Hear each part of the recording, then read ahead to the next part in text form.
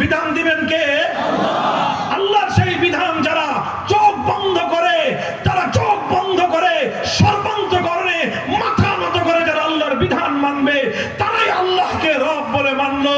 আল্লাহর কোন বিধানের জায়গায় যারা কোন গায়রুল্লাহর বিধানকে মানলো, তারা হাজারবার হজ করতে পারে, লক্ষ রাকাত তাহাজ্জুদের নামাজ পড়তে পড়তে কপালের মধ্যে দাগ ফেলতে পারে, সিজদা করতে করতে কপাল ফাটাইতে পারে। আল্লাহর কোন বিধানের সামনে যদি কোন মানব রচিত কোন বিধানকে এনে সমান্তরালে দাঁড় করাতে চায়, কাট্টা বেঈমান এবং মুরতাদ।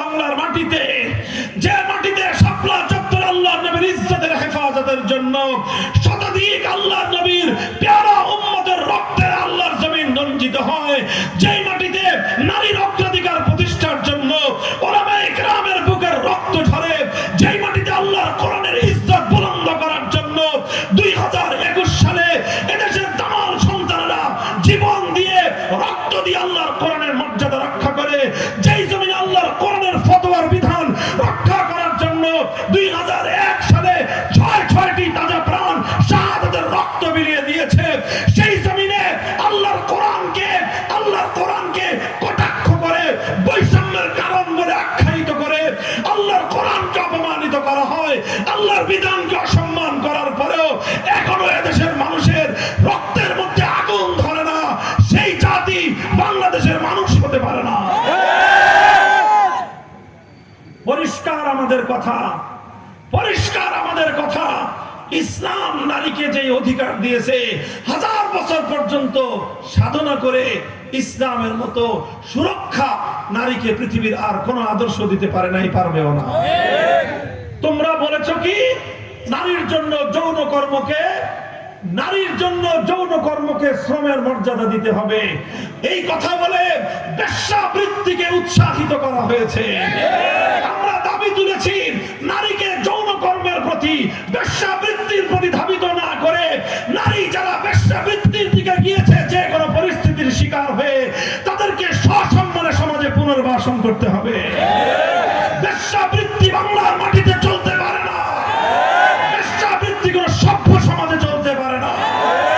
আজ পশ্চিমা সমাজ থেকে, ইউরোপিয়ান ন্যাংটা সমাজ থেকে, ইউরোপ এবং আমেরিকার উলঙ্গ সমাজ থেকে আমার বাংলাদেশে উলঙ্গ সভ্যতা যারা আমদানি করবার চেষ্টা করে, মুসলমান তৈরি হও, মাথায় কাফনের কাপড় বাঁধো, প্রয়োজনে আবার শাপলা চত্বরে যেতে হবে, আবার শাপলা চত্বরে যেতে হবে।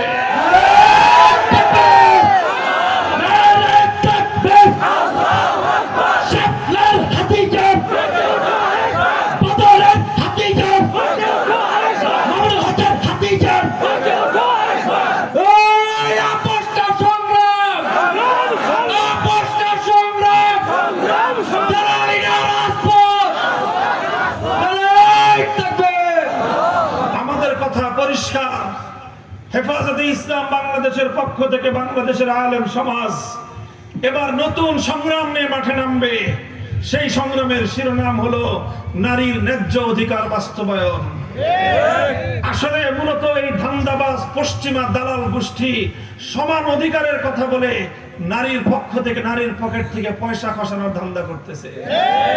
ইসলাম যে অধিকার দিয়েছিল পুরুষ খরচ করবে 100 টাকা, নারীর 50 টাকা সেফ থাকবে, ওরা সমান অধিকারের কথা বলে পুরুষের পকেট থেকে 75 টাকা, নারীর পক্ষ থেকে 75 টাকা খরচের ধান্দা করে নারী অবলা এবং দুর্বল এবং নারী একটু সরলা, এই জন্য ধোঁকাবাজি করে, প্রতারণা করে নারী সমাজকে ঘর থেকে বাইরে এনে, নারী সমাজকে রাজপথে নামিয়ে, নারীকে ঘরের মধ্যে তার ভাইয়ের শত্রু বানিয়ে, স্বামীর প্রতিপক্ষ দাঁড় করিয়ে, নারীকে দিয়ে আজ পুরুষের বিরুদ্ধে একটা যুদ্ধ ঘোষণা করিয়ে গোটা সমাজ এবং পরিবারকে ধ্বংস করবার পায়ে তারা চালাচ্ছে।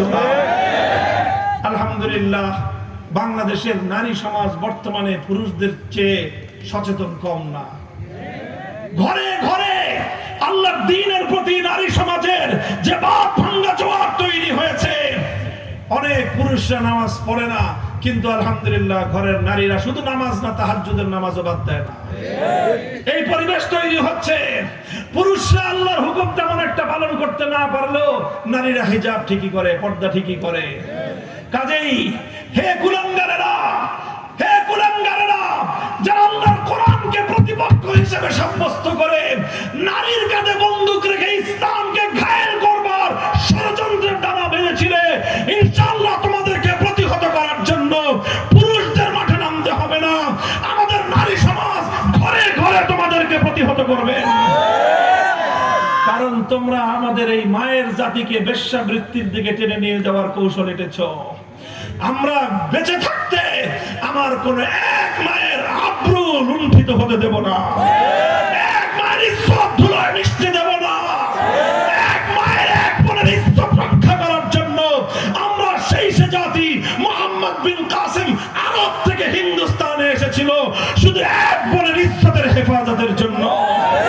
আমরা আমার গোটা বাংলাদেশে আর কোন নতুন মাকে, নতুন মেয়েকে, নতুন কোন বোনকে যদি কোন কুলাঙ্গার বেশ্যাবৃত্তির দিকে নিয়ে যাওয়ার কোন পায়তারা চালায়, তাদের বিরুদ্ধে গোটা বাংলাদেশে প্রতিরোধ করে তুলবো ইনশাআল্লাহ। আমরা প্রস্তুত থাকবেন তো ইনশাআল্লাহ?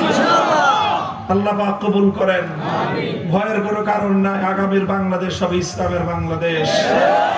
ইসলামের সঙ্গে টক্কর দিয়েন না, শেখ হাসিনা টিকে নাই।